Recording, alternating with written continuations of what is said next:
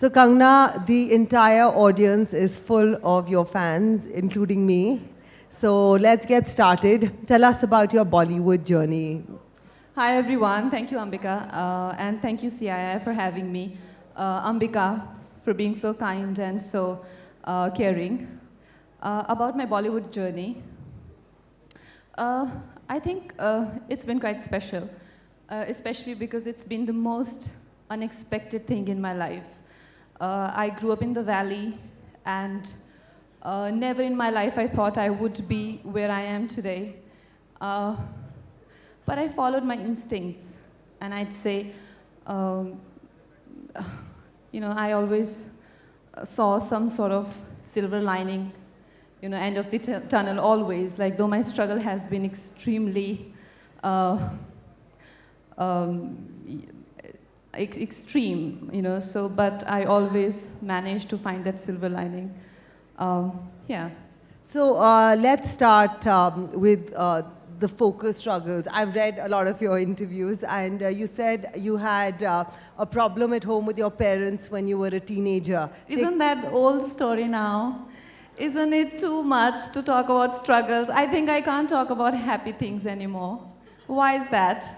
Of course you can. No, we have a lot of young people in the audience today, so I think it's interesting, and I'm sure they all go through. I know people in their 30s and 40s who have issues with their parents. So you having issues in your teenage years is absolutely fine. But at what point did you say, I've had enough, I'm going to leave and start my own chapter as my own person? Well, the thing is that parents would never admit they are wrong, and it's good that they don't. Like my father, after going through that whole journey with my father, that I didn't take a single penny from him, and he had his ego that he's the father and he's right, and I should follow the path that he shows me.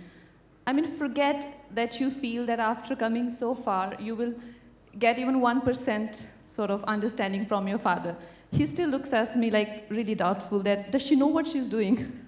So that's how it's always going to be. And I think we can't change our parents, can we? And the nicest thing about parents is that they would always treat you like children, and they always are so unsure about your decisions and what you go through. Even like when my mother sees news on television, even now, like she starts to cry that what will happen? What will they do to you now?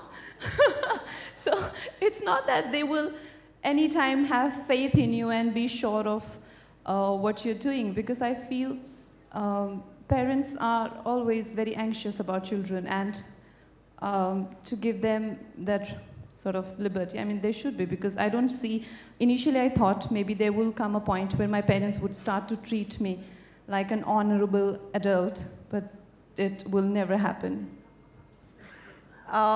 When did you, in your career, think that you have arrived?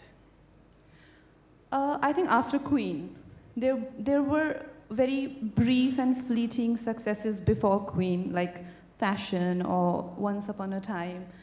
But after Queen, I did feel that, okay, now is very good time for me, especially not just the appreciation, but overall response in terms of projects that I got, and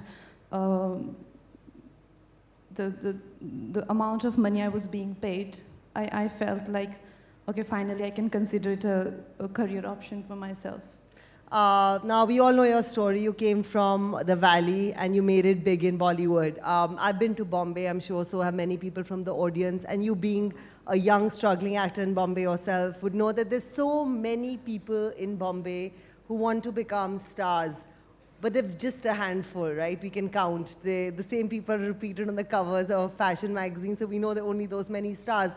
What's the formula? How is it that only those many make it and the rest keep struggling? Well,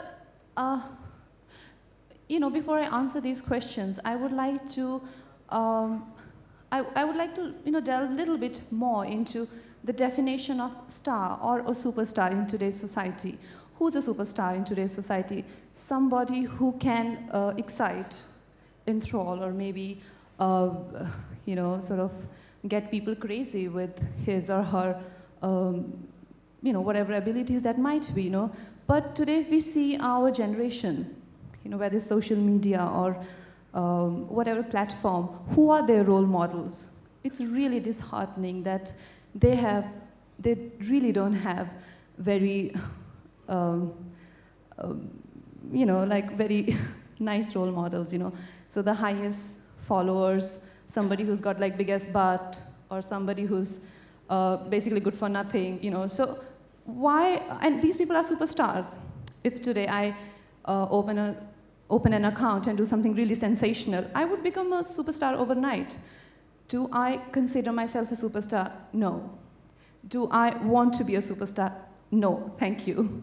And also give credit to what superstars do. Everyone's very happy with their little existence and providing themselves luxuries and providing themselves with comfort seems like the only agenda that today's generation look up to. Well, I wouldn't want to have such role models.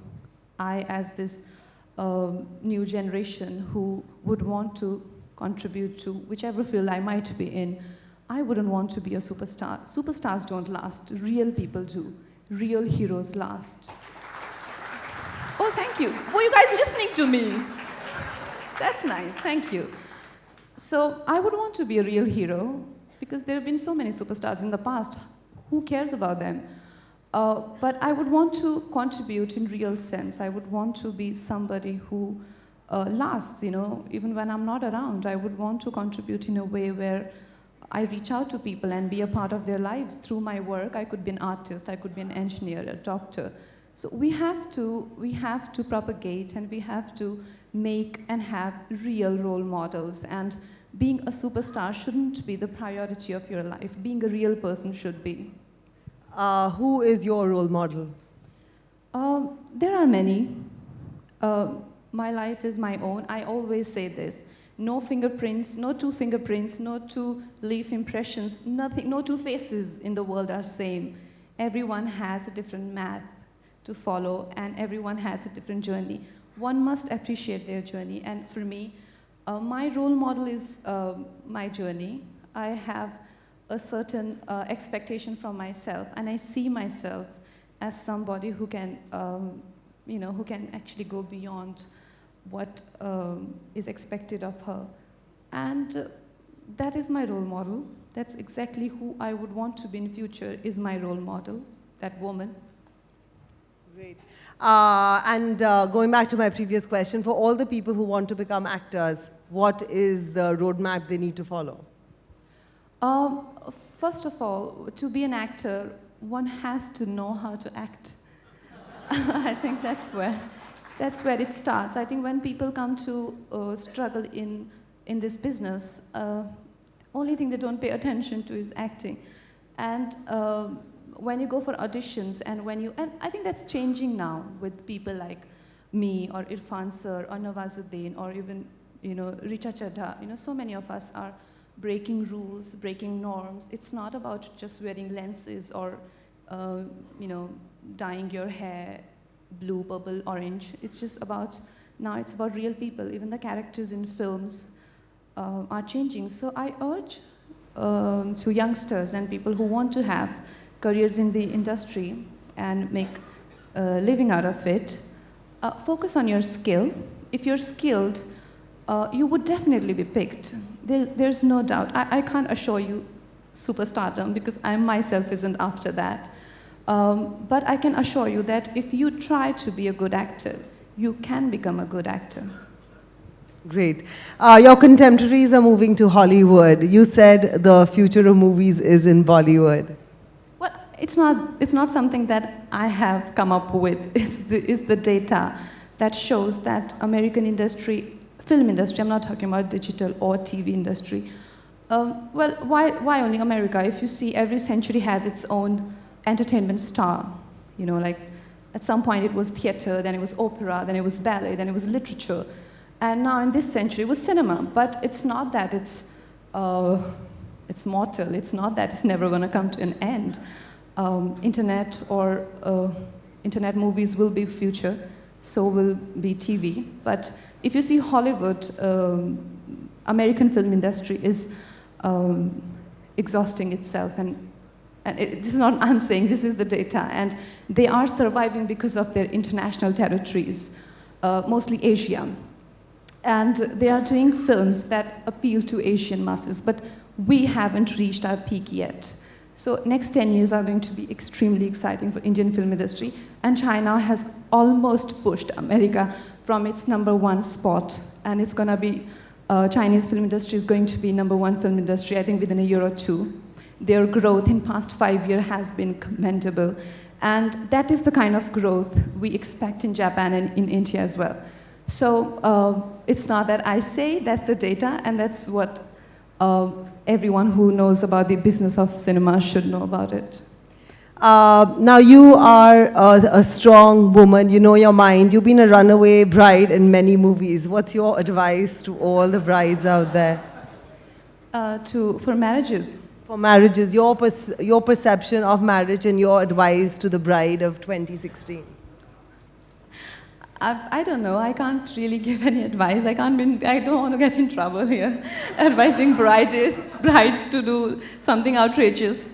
Well, I think in today's world, marriages definitely have a very different meaning, and we don't really depend on a man for money or for some, social standing or things like that. Today, women are, fairly independent. So I think women seek companion and somebody who can treat them nicely and be a partner in every sense. But I still don't understand the legality of this whole process. Like, why, when it just doesn't work, why do people, have to go to lawyers? That's just so, it's a bit unfair because, like everything's changing and you can grow out of a relationship. But yes, so I'm not making laws, so I can just follow them. I can't do anything about it. Talking about legality, I'm not getting into the issue, but you're currently in the news. Thank you very much. This is why you've called me. No. So I want to ask you, do you believe in the legal system? Well, I have to believe. What can you do? If you're slapped with a notice, you have to reply. Oh, for all you know, they've taken you to jail or something. Okay. Now, what do you do when you are not shooting for a movie or reading scripts? What do I do when I'm not shooting for a film? Well, if, I do regular stuff. I read books and I spend time with my family.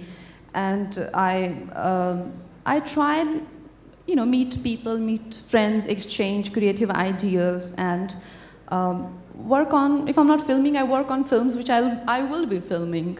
So it's, it's quite monotonous, but I travel. I try and travel and try and see new places and have new experiences. Try and know new cultures, read books. So which is your favorite book you've read?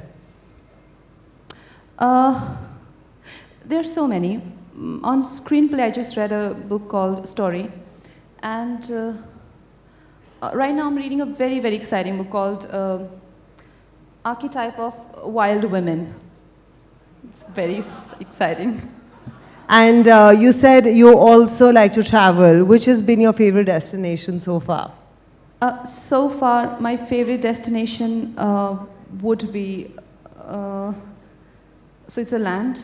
I'm a mountain girl, and my heart will always be in mountains. And what's on your bucket list in terms of future places you'd like to travel to? Berlin. I've been meaning to go to Berlin and New Zealand. All right. And everybody wants to know how to look as gorgeous and fit as you. So what's your beauty and diet and workout regime? Well, I think beauty is just, it's, I don't know. You're born with it. No, that's not true. You're not born with beauty. It's just that everything is beautiful. Like, I was around for so many years and nobody found me beautiful or attractive. And then suddenly you guys do. I'm thankful for that, but I don't know when would you again, start to find me invisible. So I still believe that I'm beautiful, and I still do. So I think everyone has to just sort of enjoy what they have and just have a blast with what we have. I mean, who cares? And what's your diet and fitness regime?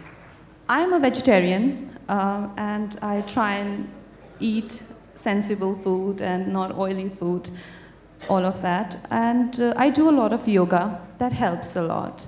Meditating helps a lot. Centering yourself, balancing yourself helps a lot. And listening to music. Or maybe you can, I'm meaning to learn piano for some time now, when you just break the pattern of your thoughts and just, get into something which is hard to get and hard to understand. You struggle to understand. You sort of, you get occupied with interesting things. That is also, I mean, if anybody finds that interesting. My brother thinks I listen to elevator music, so I don't know.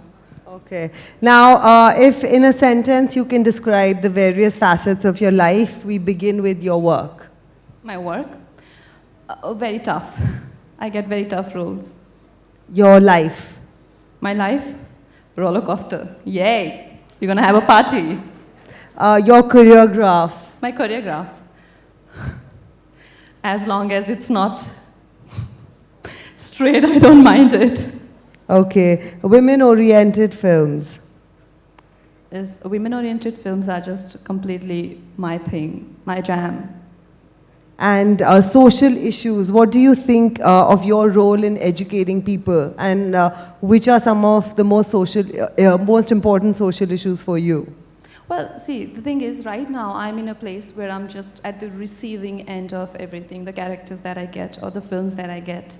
And little bit inputs that I give, they are called interference. And with being very discreet, I try, and I try very hard. But not everyone's open to those kind of interferences. But I don't know how much I've contributed. I can just be myself and just be a role model in a sense that that just follow your dreams and follow your instincts. But at some point in my life, I would like to take charge, and I would like to make meaningful films and contribute to. Or I think contribution is actually not a fair word to use here. Actually have a party together, because I think everyone has individual perspectives and beautiful experiences. I would like to convey those through my films, through my writing, through my abilities as a performer, and share those experiences with millions of people. And that's what cinema provides. It provides that opportunity to be one, almost, in sort of have that sort of mass catharsis, through cinema. And I think that's the most exciting thing about being an artist. As of now, I'm sorry, I really haven't contributed in any significant way, but at some point, I would like to. What's your message for World Environment Day? World Environment. Save water. I try and use very less water when I, have shower. I mean, that's not the right thing to talk about here, but honestly, I try and keep the tap off when I'm applying soap or brushing my teeth. At least you're contributing. That's important. Thank you. And I plant trees. I have a balcony which is full of trees and plants and flowers. That's all I can manage in Mumbai. Tell us about your home. I've read about it, that it's where you spend a lot of time with your sister at your house, and you put in a lot of effort putting it together. So for our audience who'll never actually be visiting, why don't you take them through what it took to make your house and putting it together? My house is very bohemian. My house is extremely, it got vintage walls and wooden roof and a lot of distressed stuff in my house.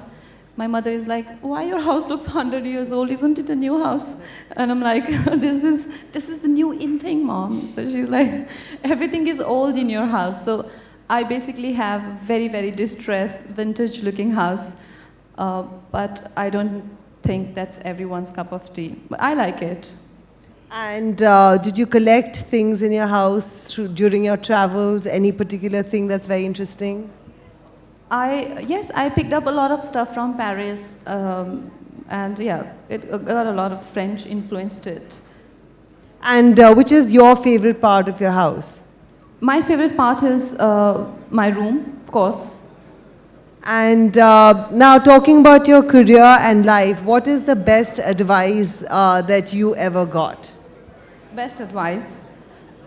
I feel the best advice was given to me by Mr. Anil Kapoor, who said that, you have to just be fearless. He saw Vola Mein, I think very early on in my career, he called me to his office. He had seen Vola Mein, and I think I was just very new, just a year or two old in the industry. And he's like, who are you? And I'm like, I'm also an actor. So he's like, I saw your film in the flight, and you're incredible. And he's like, there's a shot in the film where I'm so traumatized, and I literally pee, and they see my piss flowing, like when the camera tilts down, you see that. And he's like, no actress would do that. And you are amazing, and you should not lose that kind of freedom that you're ready to bare your soul in front of camera. And I'm like, and that gave me a lot of, assurance that, okay, I'm on the right track. And when I meet Mr. Anil Kapoor, we always discuss about that meeting and how he was one of those very few people in the beginning of my career who had faith in me and who thought I'll make it someday. Excellent. Tell us about your upcoming movie, Rangoon. Rangoon is a very exciting project and extremely difficult to shoot. It's based in World War II, and my character gets stranded in jungle. So we finished this very important and very significant portion of the film in Arunachal Pradesh, where we were just shooting in the jungles and there was nothing around. It was a good experience, and the film is shaping up well. Let's see. Okay. This is my last question, and after that we will open to the audience. So guys, keep thinking about your questions. My question is, apart from you, who according to you is the most honest and stylish woman in Bollywood? Most honest and most stylish? Well, I think there are many. There are many, actually. How about Sonam? Sonam is good. She's quite frank, and she's very true to who she is. Like, she's quite transparent, and she's fashionable. You have a soft corner for the Kapoors, clearly, father and daughter. Anyway, now we open the audience. We open to questions. So, anybody? Can we have the lights on in the audience, please? You point them out, madam. She's a little busy right now. Just 1 minute.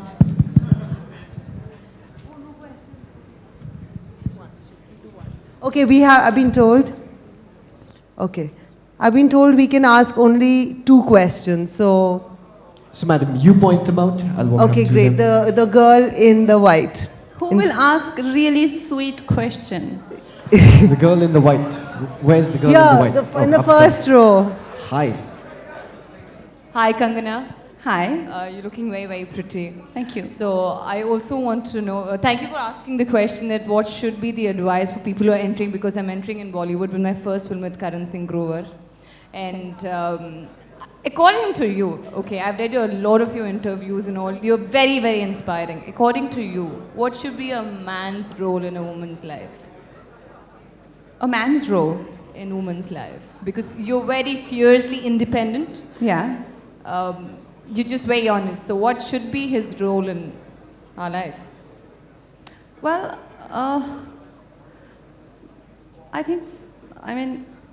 I wouldn't want to, I can talk for myself, and I feel that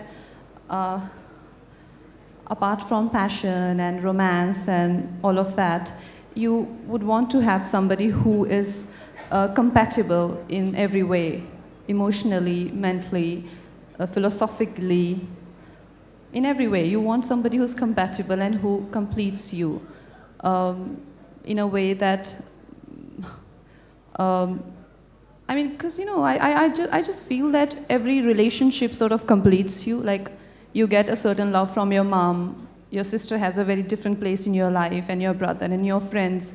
So what you seek from a partner is that innermost bond, it could be emotional, and I mean, every way, on every level, it should be a very special relationship because apart from that, your life is anyway so complete. So, it should not be something which you just, carrying on with for the sake of it, isn't it? Like, oh, just because I need to do this because everyone else is doing it, right? I need to have a man in my life or I need to have a boyfriend because that is what is expected of me. It won't last like that. It won't last more than a month, I guess. Great. One more question. That was a sweet question. Hang on. Okay, we let Kangana pick the last question. I have a knack of choosing wrong people. Come Can on. you choose for me? Come on. How witty, Kangana. Come on, give it a shot. Do it again. Come on. You do it. Okay, let's pick a boy. Any boys here? Okay, so whoever screams the loudest. Okay, the gentleman who stood up with both his arms. Yeah, okay. Walking up to him right now.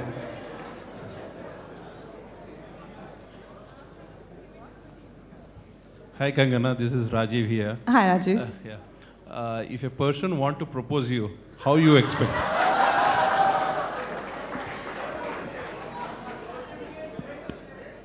We can change the question. Come on, If a person wants to propose to me, that's good. At least they won't be sending me notices anymore. That's good. I want to clarify this.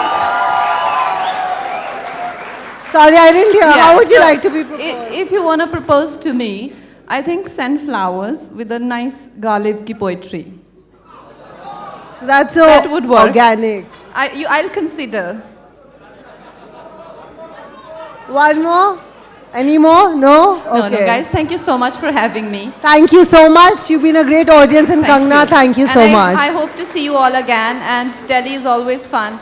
Thank you, CII. I'm going to request the speakers to kindly stay. And thank you so much, Anamika. And it's all because of you that I could be here. Thank you, everyone. I'm going to have to request the speakers to kindly stay on stage. As part of why they have an initiative, I'm going to request the two ladies with the initiatives to kindly step up on stage. We're looking at your support to end child abuse in India, number one. And number two, we find honking extremely annoying. Extremely annoying. So we're going to request you to kindly sign these. I'm going to hand you this marker, madam. If you could sign that in support in the fight against child sexual abuse in India. If you could all kindly hold that for a picture, please.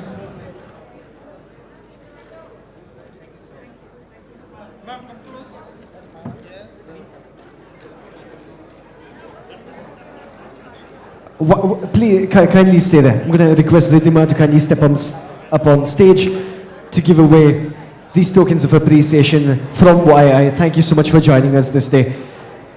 Madam, kindly stay on stage, please. Ladies and gentlemen, please put your hands together for them. We thank you for your time and your patience.